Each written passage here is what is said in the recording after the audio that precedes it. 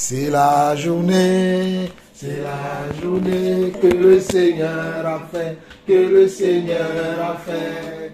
Qu'elle soit pour toi, qu'elle soit pour moi, un sujet de joie, un sujet de joie. C'est la journée que le Seigneur a fait.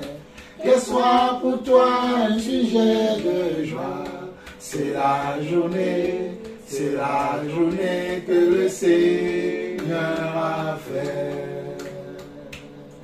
C'est la journée que le Seigneur a fait, que le Seigneur a fait. Qu'elle soit pour toi, qu'elle soit pour moi, un sujet de joie, un sujet de joie. C'est la journée que le Seigneur a fait. Qu'elle soit pour toi un sujet de joie. C'est la journée que le Seigneur a fait. J'entrerai dans tes pavis avec des cris de joie. J'entrerai dans tes pavis avec louange.